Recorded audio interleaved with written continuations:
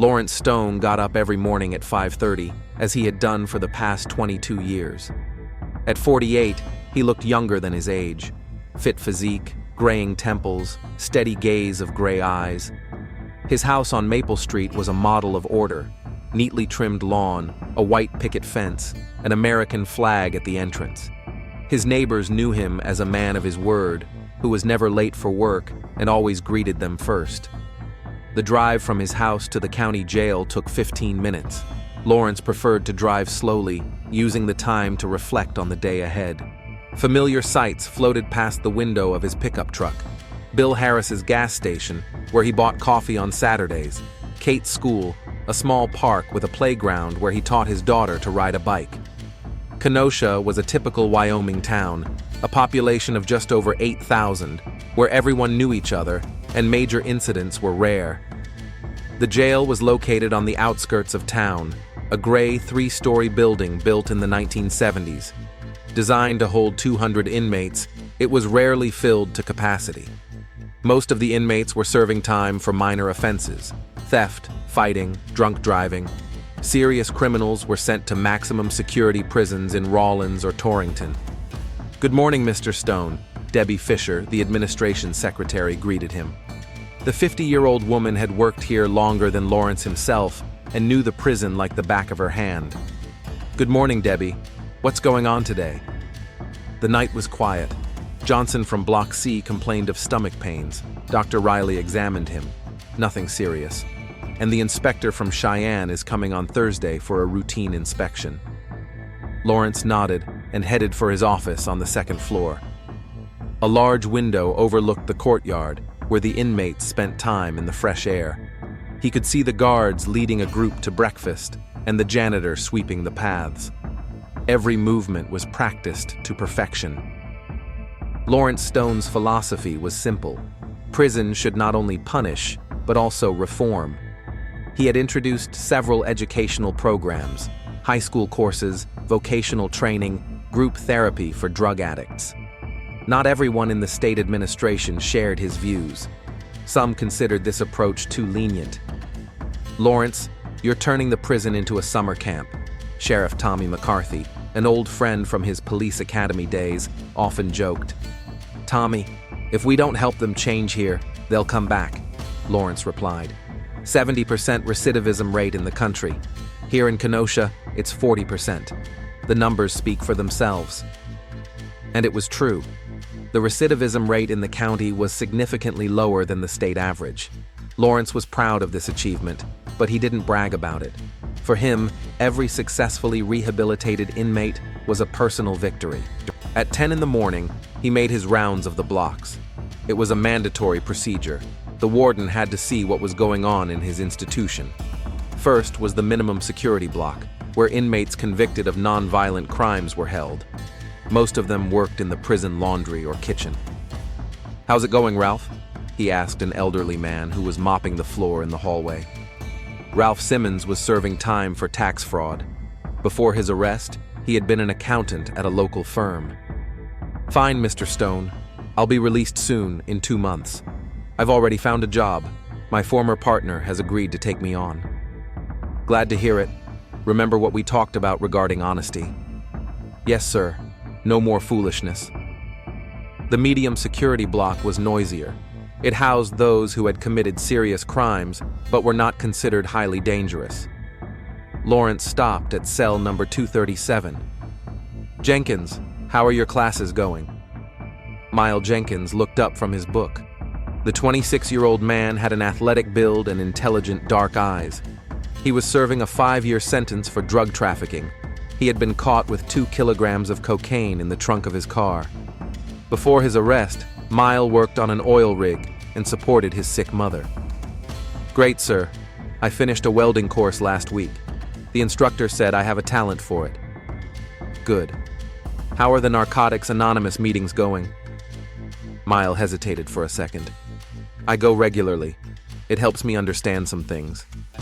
Lawrence could see that the young man was sincerely trying to change. Mail was one of his success stories. In a 1.5 years of incarceration, he had not committed a single disciplinary offense. actively participated in educational programs, and had good relationships with other inmates. "Remember, Jenkins," Lawrence said, "you have a chance to start a new life. Don't waste it." "I won't, sir." After his rounds, Lawrence returned to his office and did some paperwork. Reports, funding applications, correspondence with the state administration. Bureaucracy was an inevitable part of his job, though not his favorite. At 1 o'clock, his cell phone rang. "Hi, Dad," he heard his daughter's familiar voice. "Kate, how's college?" Kate was a sophomore in the sociology department at Laramie, a 2-hour drive from Kenosha. She had chosen to major in social work and planned to help people in difficult life situations. Lawrence was proud of her choice.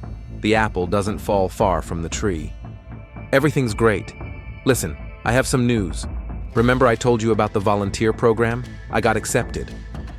"That's wonderful. Which organization?" "The local homeless shelter. But there's another opportunity.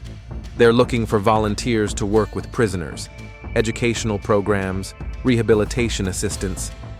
"I thought..." Lawrence frowned. The idea of his 19-year-old daughter working in a prison, even as a volunteer, did not fill him with enthusiasm. "Kate, this is a serious decision. Working with prisoners requires experience and an understanding of psychology." "Dad, that's exactly why I want to try. You always said that people can change. I want to help them do that." Lawrence smiled, despite his concern. Kate had always been an idealist, like her mother. Sarah believed in the best in people, fought for justice, and helped anyone who needed help. Cancer took her 3 years ago, but her spirit lived on in her daughter. "All right," he finally said. "But promise me you'll be careful. And if anything goes wrong..." "I promise, Dad. I love you." "I love you too, sweetheart." After the conversation, Lawrence stared out the window for a long time. Kate was his only family after Sarah's death. She was a smart, beautiful, lively girl who reminded him of the best moments of his life. The thought of her getting hurt was unbearable to him. At 5 in the evening, the workday was over. Lawrence drove past the school where Kate studied, past the hospital where Sarah died, past the cemetery on the hill. He stopped at the supermarket for groceries, a bachelor's set, frozen pizza, beer, bread. Cooking had never been his strong suit. At home, he turned on the news and opened a beer. The screen showed a story about rising crime in large cities, problems in the prison system, and the need for reform. Lawrence shook his head. Journalists loved simple answers to complex questions. His phone vibrated, a message from Kate, a photo from campus where she was smiling with a group of friends. "Getting ready for exams. See you on the weekend." Lawrence smiled and replied, "Good luck with your exams. I'm proud of you." He didn't know that in a few months his world would be turned upside down, that the person he believed could change would destroy his life, that the choice his daughter would make would lead to a tragedy that would change them forever. But that evening, Lawrence Stone was just a father who missed his daughter and was proud of her achievements. A man who believed in justice and the possibility of a second chance for everyone. 3 weeks after talking to her father, Kate Stone came to Kenosha for the weekend. The university gave students a week off before the start of the new semester, and she decided to spend that time at home. But she had other plans. On Monday morning, she showed up at the office of the county's volunteer program coordinator. 40-year-old Linda Parker, a former social worker, had been organizing community service projects for 8 years. Her small office in the City Hall building was littered with folders, charity posters, and photos of volunteers. Kate filled out the necessary paperwork, had an interview, and received a referral for a medical examination. Linda explained the specifics of working with prisoners: strict security rules, a ban on passing any items, and restrictions on communication. The program had been running for 5 years and was showing good results. Volunteers helped prisoners obtain a secondary education, learn the basics of various professions, and prepare for release.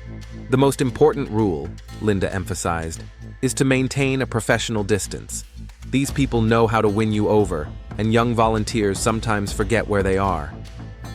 Kate nodded, confident in her ability to handle the task.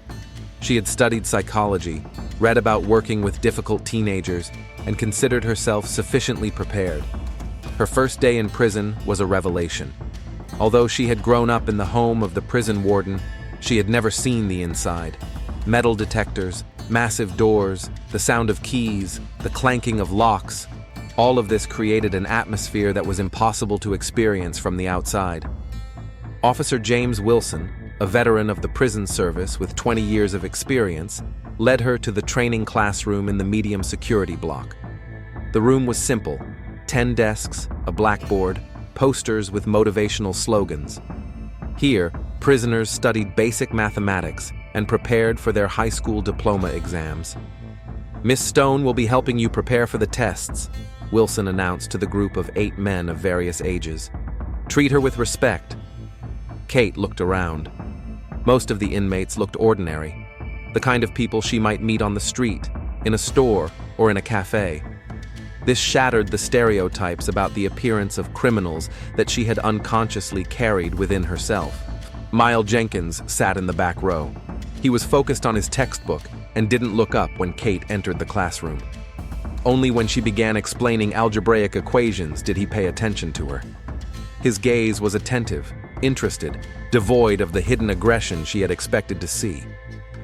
The class lasted 2 hours. Kate helped solve problems, answered questions, and explained difficult topics.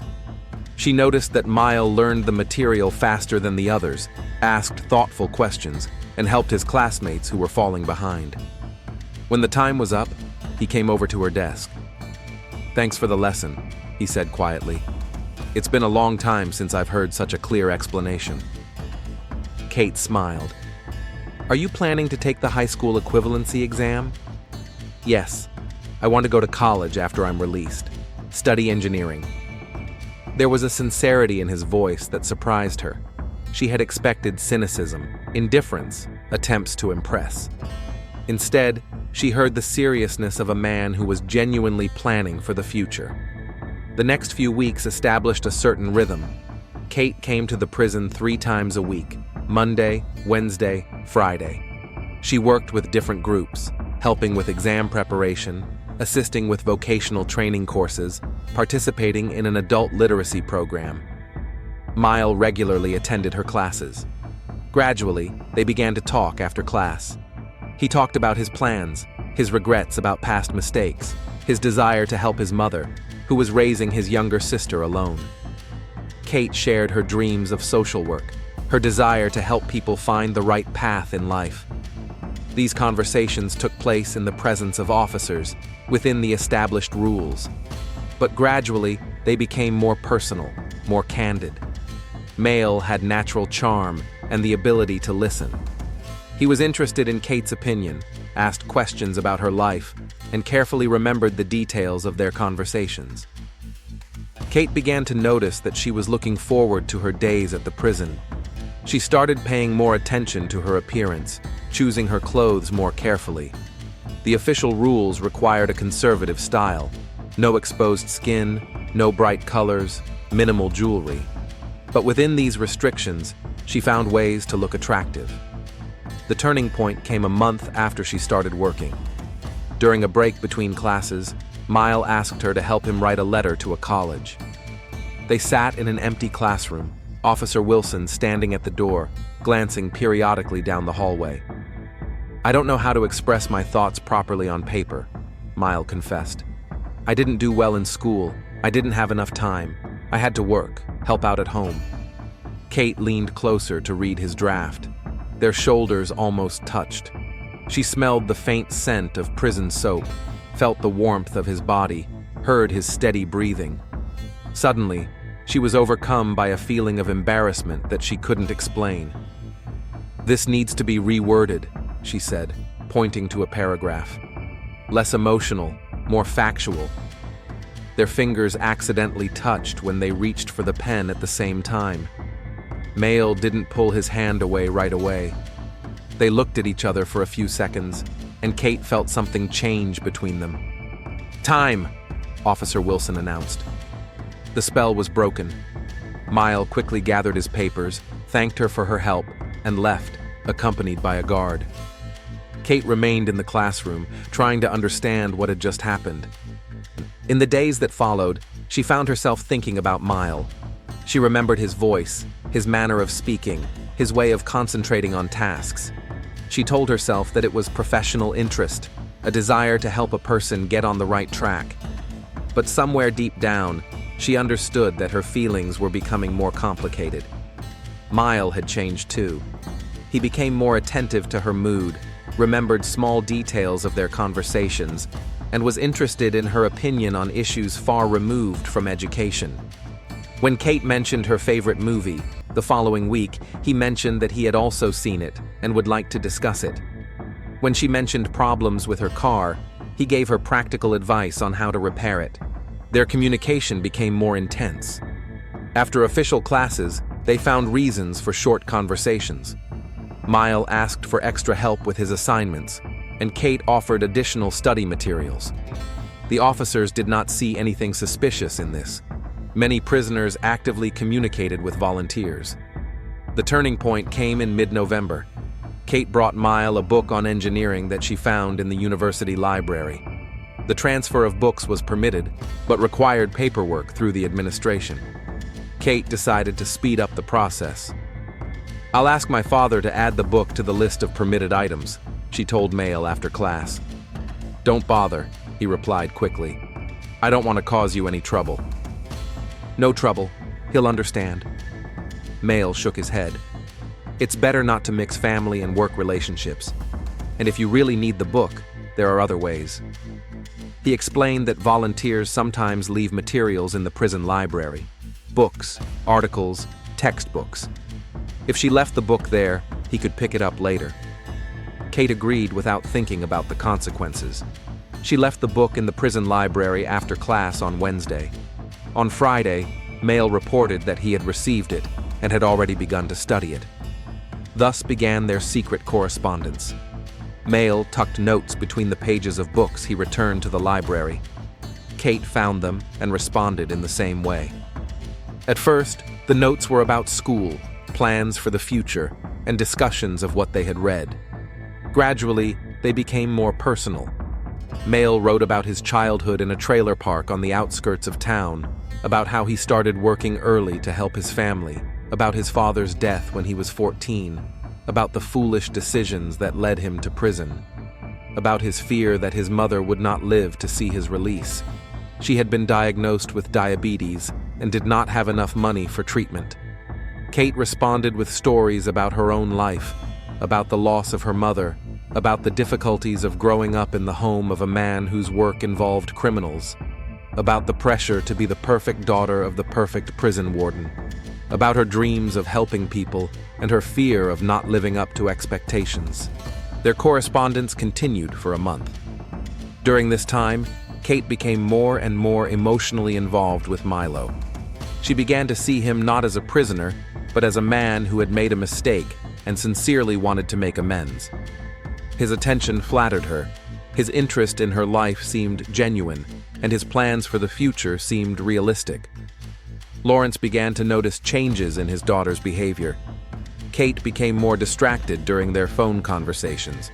She often mentioned her work at the prison and spoke enthusiastically about the inmates' successes in educational programs. When he asked about specific people, she became vague and changed the subject to general topics. During her weekends at home, she spent a lot of time typing on her laptop. When asked what she was doing, she replied that she was preparing materials for classes and writing reports for the university. Lawrence didn't suspect anything bad, but his fatherly intuition told him that something had changed. Kate began visiting Kenosha more often. She used to come home once every 2 weeks, but now she came every weekend. She explained that she wanted to spend more time with her father, but she spent most of her time preparing for classes at the prison. The turning point came in early December. Kate asked permission to stay in Kenosha for winter break to continue her volunteer work. The university offered students the opportunity to earn credits for community service, and she wanted to take advantage of this opportunity. Lawrence agreed, happy at the prospect of spending more time with his daughter. He didn't know that Kate planned to use this time to get closer to Miles. The winter break gave her the opportunity to visit the prison more often, participate in additional programs, and find new ways to meet. Hints of feelings began to appear in their correspondence. Miles thanked her for believing in him and wrote that their communication helped him stay strong. Kate replied that working with him and other inmates had become the most important thing in her life. The line between professional and personal blurred with each passing day. Their first real meeting alone happened by accident. Kate stayed behind in the prison after class, sorting through educational materials in the library. Mail appeared there too. He worked as a librarian's assistant and had access to the room after hours. The officer who was supposed to be watching them left for a few minutes on official business. They found themselves alone for the first time in all the months they had known each other. Mail approached the table where Kate was sitting and sat down next to her. There was no official distance between them, no prying eyes, no prison restrictions. "I wanted to thank you," he said quietly, "for everything you do for me." "I'm just doing my job," Kate replied, but her voice trembled. "No," Mail objected. "It's more than a job. You see me as a person, not a number on a uniform." He reached out and gently touched her fingers. Kate didn't pull her hand away. The library was silent, broken only by the distant sounds of prison life.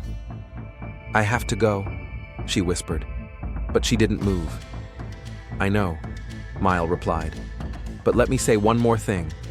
You changed my life. You gave me hope that I hadn't had in many years." Kate felt her heart beat faster. She knew she was crossing a dangerous line, but she couldn't stop. In Miles' eyes, she saw gratitude, admiration, and something else she didn't dare name. The sound of footsteps in the hallway ruined the moment. They quickly moved away from each other. When the officer returned, Kate was gathering her papers and Miles was arranging books on the shelves. That evening changed everything. Their correspondence became more intimate, their meetings in prison more intense. They learned to find moments for short conversations alone, using breaks between classes, guard changes, and the chaos of prison routine. Kate told herself that she was helping a person get back on their feet, that their relationship remained strictly professional. But inside her, a feeling grew that became increasingly difficult to ignore. Lawrence continued to observe the changes in his daughter's behavior. She became more secretive, spent more time in her room, and took less interest in family matters. When he asked about her volunteer work, she responded with general phrases, avoiding details. January snow covered Kenosha with a white blanket, turning familiar streets into a winter wonderland. Kate sat in the reception area of the Laramie University Student Health Center, nervously twisting the strap of her bag. For 3 weeks now, she had been bothered by strange symptoms: constant fatigue, periodic headaches, enlarged lymph nodes in her neck. At first, she blamed it on stress from her studies and intense volunteer work, but the symptoms persisted. Dr. Margaret Collins, a family doctor with 20 years of experience, listened carefully to the girl's complaints. A routine examination revealed nothing serious, but the doctor decided to order extensive blood tests. It was standard practice at the university clinic to conduct a full examination for non-specific symptoms, especially in students who often neglected their health.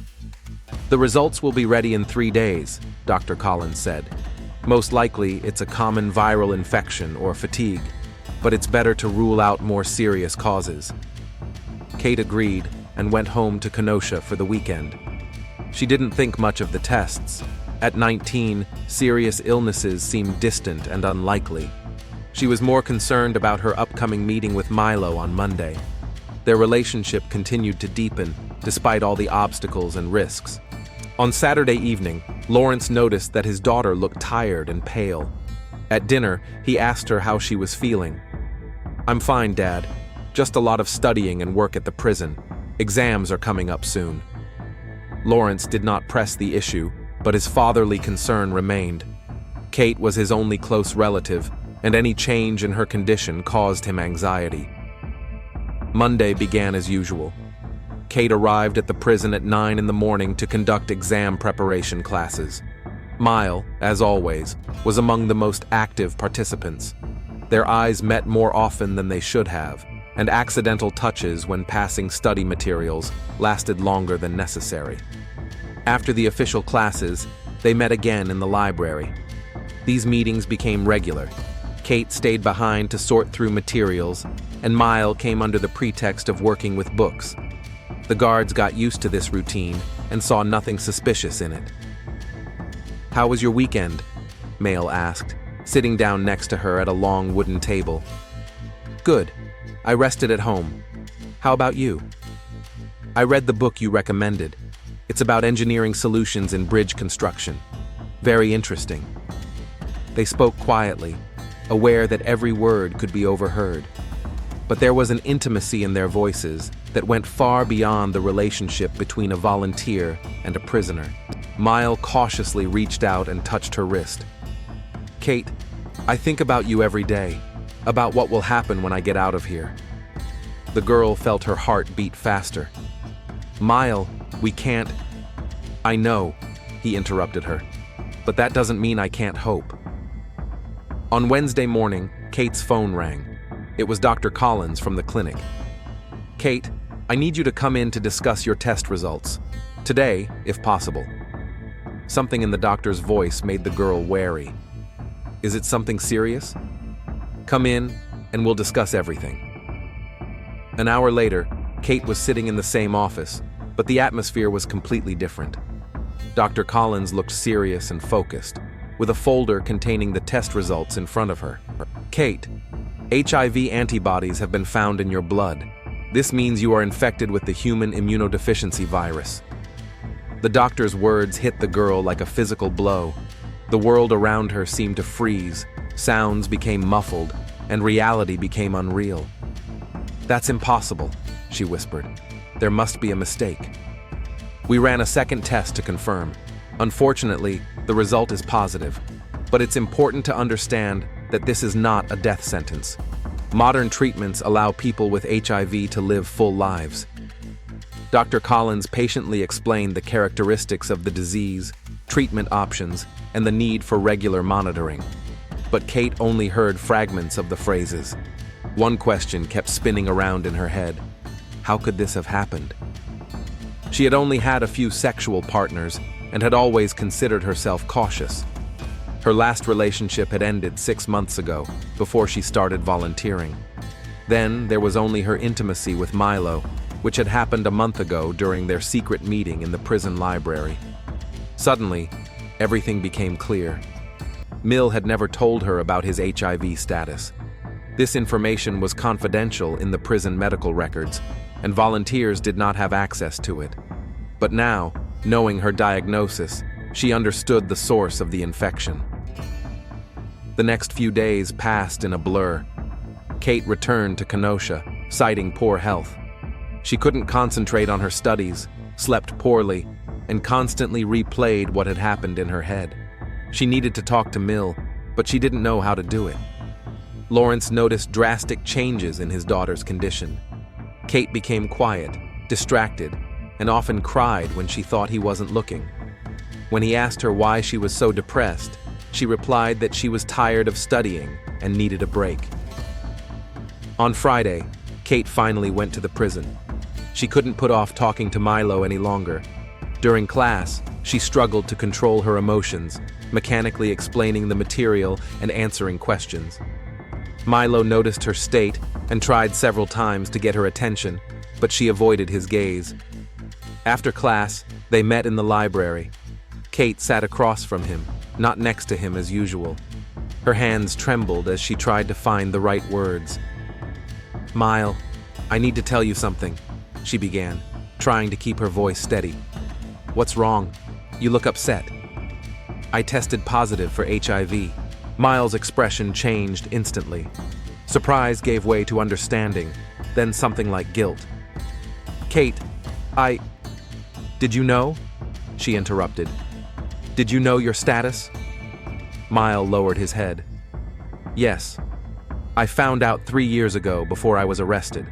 I'm on therapy. My viral load is almost undetectable. The doctors said the risk of transmission is minimal. But you didn't tell me. I was afraid you would leave me. Stop talking to me." Kate felt a mixture of anger, disappointment, and grief.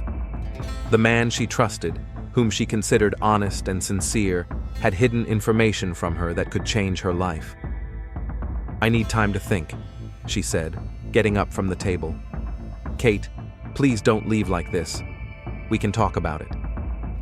But she was already heading for the library exit. Meanwhile, Lawrence was becoming increasingly concerned about his daughter's condition. On Saturday morning, he made a decision that changed everything. As the prison warden, he had access to the inmate's medical records. Officially, this information was confidential, but in emergencies, the administration could view it. Lawrence didn't know exactly what he was looking for. He just wanted to make sure that the prisoners his daughter worked with were okay. He started by looking at the medical records of the participants in the educational program. Miley Jenkins' medical record contained standard information: vaccinations, chronic diseases, medications taken. The infectious diseases section had a note: HIV positive, diagnosis confirmed in 2021, undergoing antiretroviral therapy. Lawrence stared at this entry for a long time, not understanding why it caught his attention. Then fragments of information began to come together in his mind. Kate's strange behavior, her interest in educational programs, her frequent mentions of the successes of individual prisoners. He returned to his office and carefully studied the volunteer visit logs. Kate worked regularly with the group that included Miles Jenkins. Her signature was next to his name in the reports on additional classes. Lawrence spent the next few hours studying the documents and analyzing the information. He reviewed the CCTV footage from the last month, paying attention to his daughter's interactions with the inmates. What he saw confirmed his worst fears. The recordings showed Kate and Miles spending time alone in the library. They sat close to each other, touched hands, and exchanged glances. To the experienced eye of a prison administrator, these were obvious signs of an inappropriate relationship between a volunteer and an inmate.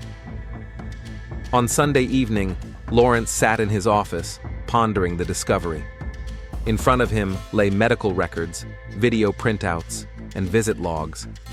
The evidence was irrefutable. His daughter was having an intimate relationship with an HIV-positive inmate. His first reaction was anger. Anger at Mila for deceiving and manipulating him. Anger at himself for not noticing what was happening earlier. Anger at the system that allowed such a situation to occur. But most of all, fear for his daughter and the consequences of her choice. Lawrence knew he had to talk to Kate. He had to figure out the extent of the problem, make sure she was getting the medical care she needed, and help her deal with the situation. But something was holding him back. He imagined the conversation, his daughter's tears, her shame, the need to admit his own naivety. He imagined how the trust between them would be destroyed, how their relationship would change. Kate was a grown woman. She had the right to make her own mistakes. But the price of this mistake was too high. On Monday, Lawrence came to work with the firm decision to talk to his daughter. But in the morning, Kate called and said she was sick and couldn't come to the prison. On Tuesday, history repeated itself. By Wednesday, it was clear that she was avoiding the meeting. Lawrence began to watch Milo more closely. The prisoner looked depressed, often stood by the window of his cell, and communicated little with others. During his rounds, Lawrence stopped at his door. "How are you, Jenkins?" "Fine, sir. I'm continuing my studies." "I hear a volunteer is helping you, Miss Stone." Mile tensed slightly. "Yes, sir. She's a good teacher." "Where is she? I haven't seen her this week." "I don't know, sir. Maybe she's sick." Lawrence looked closely at the prisoner, trying to read his thoughts. Mile remained calm, but his eyes betrayed his anxiety. That evening, Lawrence sat at home looking at family photos. Kate with her mother at her high school graduation. Kate in her first year of college, a happy, smiling girl, full of plans and hopes. Now her life had changed forever because of decisions whose consequences she could not have foreseen. The anger inside him grew with each passing day. Anger at the man who had taken advantage of his daughter's trust, concealed important information, and put her at risk. Miles Jenkins had manipulated a young, naive girl, exploiting her compassion and desire to help. Lawrence began to make plans. He couldn't change what had already happened, but he could make sure that Miles paid for his actions. There were no official grounds for additional punishment. Having an intimate relationship with a volunteer was a violation of the rules, but not a crime. However, the prison warden had many ways to make a prisoner's life unbearable. He could transfer male to solitary confinement under any pretext, deny him access to educational programs, create problems with early release. There were many legal ways to take revenge without breaking the law, but that wasn't enough. Lawrence wanted Miles to bear real responsibility for what he had done to Kate. He wanted him to pay a price commensurate with the scale of the damage he had caused. On Thursday, Kate finally came home. She looked exhausted and had lost weight. They hardly spoke during dinner. Lawrence was ready to start a serious conversation several times, but something stopped him. He decided to wait, to give his daughter time to tell him the truth herself. Perhaps she would find the strength to open up, and then they could solve the problem together. But with each day of silence, his anger grew stronger. Kate, unaware that her father knew her secret, continued to struggle with her inner conflict. She was angry at Mail for deceiving her, but she couldn't deny that she still had feelings for him. Part of her understood his motives and sympathized with his fears. Another part felt betrayed and used. While father and daughter struggled with their own demons, unaware of each other's experiences, time was running out for a tragic denouement that would change their lives forever. Tuesday morning, February 15th, began as usual at the county jail. First shift guard Mark Henderson made his standard 6 o'clock rounds of the medium security block. 28 cells, 54 inmates, a daily routine he had been performing for 7 years. Henderson stopped at cell number 237. Miles Jenkins should have been inside, but the bunk was empty. The guard frowned and looked into the corner of the cell. What he saw made him freeze. Miles lay on the floor near the sink, his body unnaturally still. The sheet from the bed was wrapped around his neck. At first glance, it looked like suicide by hanging, but something was wrong. Code Blue, medium security block, cell 237. Henderson shouted into his radio as he unlocked the cell door. Within a minute, guards, a prison nurse, and Dr. James Riley were in the cell. The prison doctor quickly examined the body and shook his head. "He's dead, at least several hours," he told the guards. "Don't touch anything. This is a crime scene." Dr. Riley had been working in prison medicine for 15 years and had seen many prisoner suicides. But something about this scene alarmed him. The position of the body, the nature of the strangulation marks, the absence of typical signs of hanging. At 7 in the morning, Lawrence Stone arrived at work and was immediately informed of the incident. He went up to the second block, where Mila's cell had already been cordoned off. Seeing the body, he felt a strange mixture of emotions: relief, satisfaction, and at the same time, anxiety. "What does the doctor say?" he asked the senior guard. "It looks like suicide, but he recommends a full investigation. He says there are inconsistencies." Lawrence nodded. Under state law, any death in a correctional facility required an investigation by an independent investigative team. He contacted the sheriff's office and the State Department to report the incident. At 8:30, police cars pulled up at the prison. Sheriff Tommy McCarthy, an old friend of Lawrence's, was the first to arrive. He was followed by a car from the Cheyenne Homicide Division. Detective Sarah Mitchell got out of her patrol car and surveyed the prison grounds. A 35-year-old woman with 12 years of experience in law enforcement, she specialized in investigating deaths in correctional facilities. Tall, fit, with attentive brown eyes, she had a reputation as a thorough and objective investigator. "Mr. Stone," she greeted the prison warden, "tell me what you know." Lawrence led her into the cell block and explained the circumstances of the body's discovery. Mitchell listened attentively, taking notes in her notebook. Her approach was professional and dispassionate. "Who was the guard on duty that night?" "Steve Morgan, 12 years experience, reliable employee. I need to talk to him, and also to the medical staff and everyone who had access to this block in the last 24 hours. Detective Mitchell began examining the cell in the presence of a forensic expert. She noticed the same details that had puzzled Dr. Riley. The sheet was tied awkwardly, not in the way people usually do when attempting suicide. The body was lying in an unnatural position. There were faint signs of a struggle on the floor. "This is definitely not a suicide," she told the forensic expert.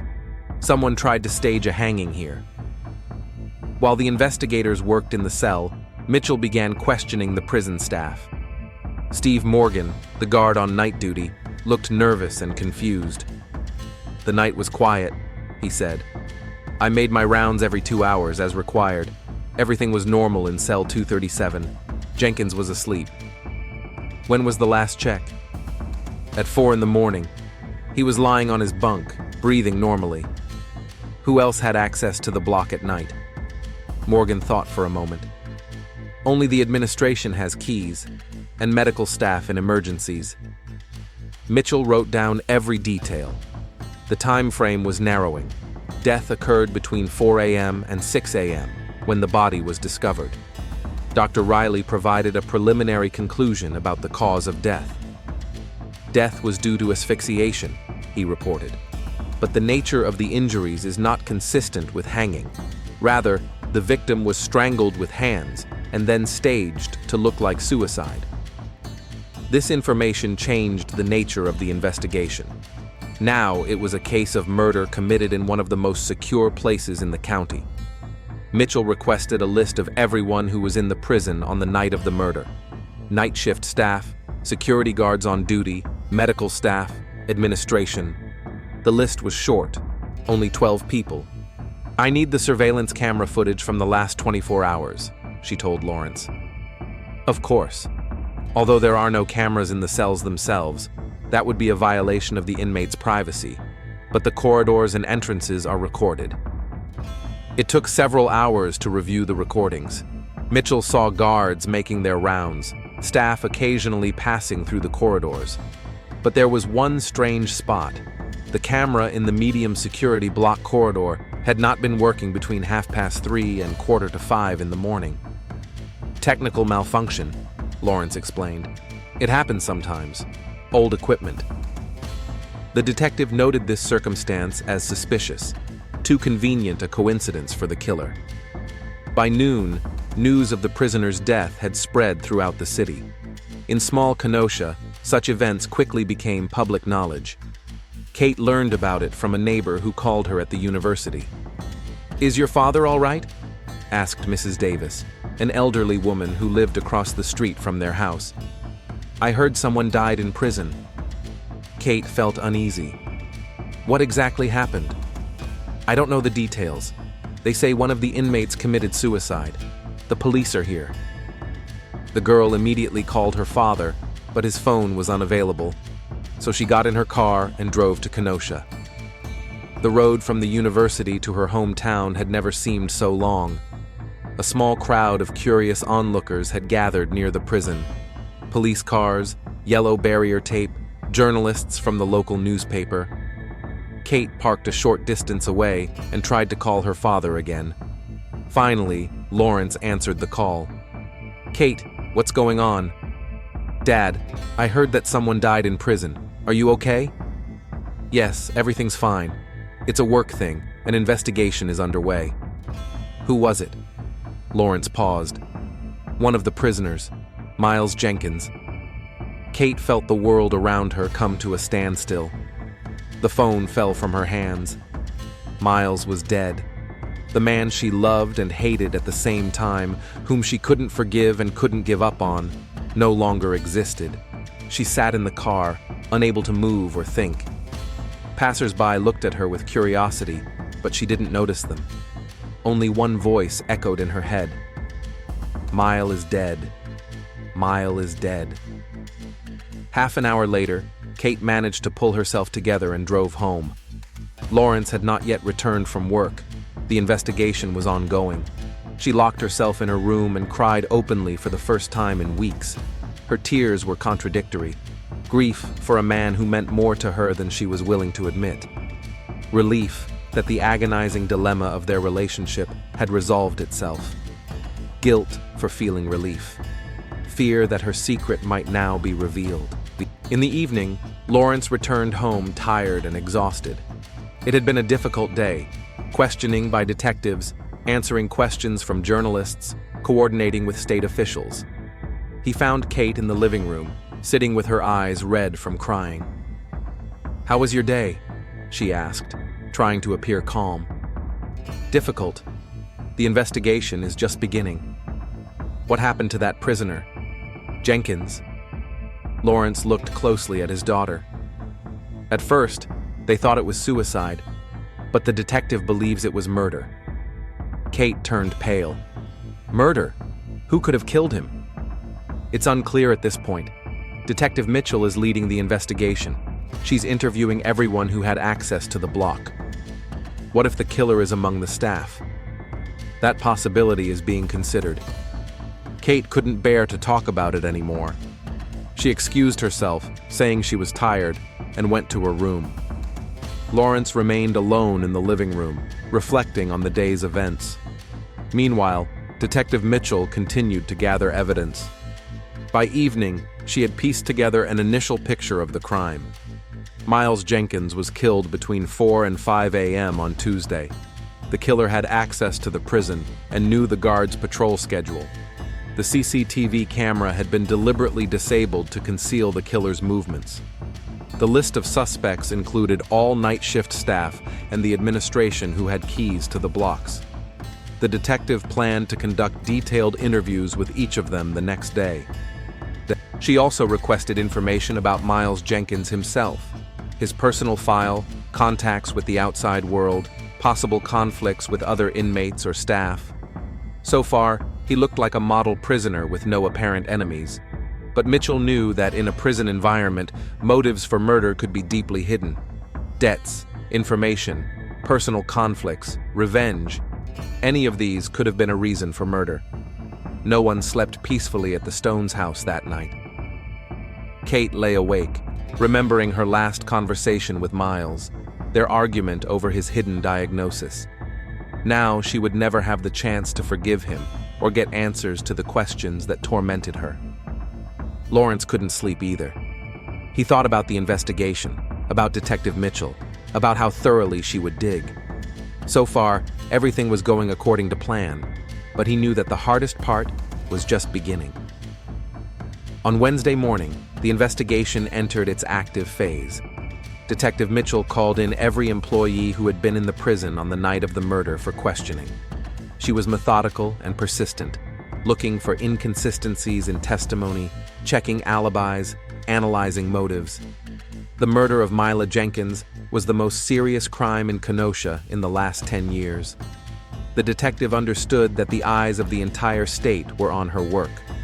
She was determined to find the killer wherever he was hiding. By Thursday, Detective Mitchell had conducted initial interviews with all prison staff who had been on the premises on the night of the murder. Most had solid alibis and were not under suspicion. The guards were at their posts, the nurse was on duty in the infirmary, and the technical staff were in other parts of the building. However, several details bothered Mitchell. The surveillance camera had been professionally disabled, not broken, but temporarily rendered inoperable with special equipment. This pointed to someone familiar with the prison's security system. In addition, the killer knew the patrol schedule exactly and was able to enter the medium security block without leaving any signs of forced entry. Mitchell began to study the personal files of the employees more carefully. She noticed that access to the prisoner's medical records was limited to a select group of people: the doctor, nurses, and prison administration. The records showed that someone had viewed Miles Jenkins' medical records a week before the murder. "Who requested access to medical records last week?" she asked Secretary Debbie Fisher. Mr. Stone looked at several records. He said he was checking on the health of participants in the education program. This was the first lead. Mitchell requested detailed access system records. Computer logs showed that Lawrence Stone had opened Miles's medical records on Saturday, 3 days before the murder. He had also viewed volunteer visit logs and CCTV footage. The detective began to form a theory. Lawrence Stone had learned something about Miles Jenkins that motivated him to commit murder. But what exactly? Miles was a model prisoner, caused no problems, and actively participated in rehabilitation programs. Mitchell decided to take a closer look at the educational program and the role of volunteers. She turned to program coordinator Linda Parker. "Tell me about the volunteers who work with the inmates," the detective asked. "We have university students, retirees, local activists, very dedicated people." "Who worked specifically with Miles Jenkins?" Linda checked her records. "Mainly a student named Kate Stone, the warden's daughter. A very capable girl. The inmates respect her." Hearing that name, Mitchell felt the pieces of the puzzle begin to fall into place. The warden's daughter worked with the victim. Her father found out about it and looked through the medical records. The connection was becoming obvious. The detective requested all records of Kate Stone's work with the inmates. The logs showed regular meetings with Milo, extra classes, time spent in the library. Too much time for a regular volunteer.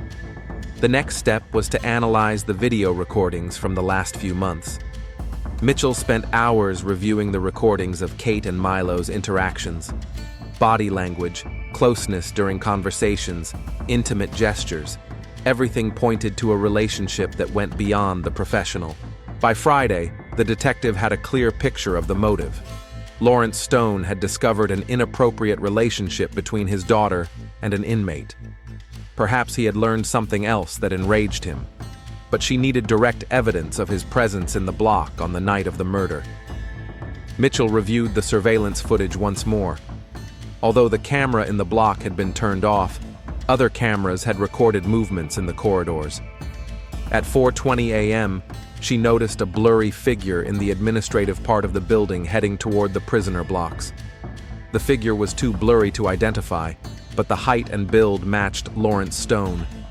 Technical experts tried to improve the image quality, but the result was inconclusive for the court. Mitchell decided to use psychological pressure. She summoned Lawrence for a second interview on Saturday morning. "Mr. Stone, I would like to clarify a few details about your daughter and her volunteer work." Lawrence tensed slightly. "Of course. How can I help?" "Did you know that Kate spent a lot of time with Miles Jenkins?" "She worked with several prisoners. It's part of the program. But she had additional meetings specifically with Jenkins. They were often alone together in the library." Lawrence was silent, considering his response. Mitchell continued. "We know you reviewed Jenkins' medical records a week before his death. They indicate his HIV positive status. I'm curious as to why the warden would need that information." Lawrence's face darkened. "I regularly check on the health of the inmates." "You also reviewed the CCTV footage and visitor logs. It seems as though you were looking for something specific." The detective paused between questions, watching for reactions. Lawrence became increasingly tense, his answers less convincing. "Mr. Stone, the cameras captured your daughter and Jenkins in compromising situations. They were touching each other, sitting very close, exchanging intimate glances. To an experienced prison administrator, these signs are obvious." Lawrence clenched his teeth. "What are you saying?" "That your daughter had an intimate relationship with an HIV-positive inmate, and you knew about it." There was a long silence. Lawrence stared at the table, struggling with his inner conflict. Mitchell waited, knowing she had reached a turning point. "Imagine," she said quietly, How a father feels when he learns that his 19-year-old daughter is in a relationship with a criminal who has hidden his diagnosis from her, that this man could have infected her with a deadly disease. Lawrence raised his head, his eyes filled with pain and anger. "I understand the motive," Mitchell continued. "Any father in this situation would feel rage, but murder is not the answer." "You don't understand," Lawrence finally said. "She was all I had left after my wife died, a smart, kind, hopeful girl, and he took advantage of her trust. He manipulated her. He infected her. So Kate really is infected?" Lawrence nodded without looking up. "I saw her condition. I understood from the medical records what had happened, but I couldn't talk to her about it. I couldn't admit that I knew about her mistake." "And you decided to take justice into your own hands." "He ruined her life. He deceived a naive girl, hid his diagnosis, and put her at mortal risk. The justice system couldn't punish him for that." Mitchell wrote down every word. "Tell me how it happened." Lawrence took a deep breath. "I didn't plan to kill him. I just wanted to talk. I went to his cell at night when the guards were doing their rounds. I wanted him to know that I knew, to understand the consequences of his actions. But the conversation didn't go well. He started making excuses. He said he loved Kate, that he wanted to protect her from the truth, that he planned to tell her after his release." Lawrence's voice trembled with anger. "He called it love, but I saw it as nothing but manipulation and deception. And then you killed him. I grabbed him by the throat. I couldn't listen to those lies anymore. When I realized he was dead, I tried to make it look like suicide, but apparently, I didn't do a very good job." Mitchell closed her notebook. "Lawrence Stone, you are under arrest on suspicion of murdering Miles Jenkins." The arrest of the prison warden shook Kenosha. The news spread instantly throughout the city, and by evening, journalists and curious onlookers had gathered outside the Stone residence. Kate learned of her father's arrest from Detective Mitchell, who came to her home. "Your father has confessed to the murder of Miles Jenkins," the detective said. "The motive was your relationship with the inmate."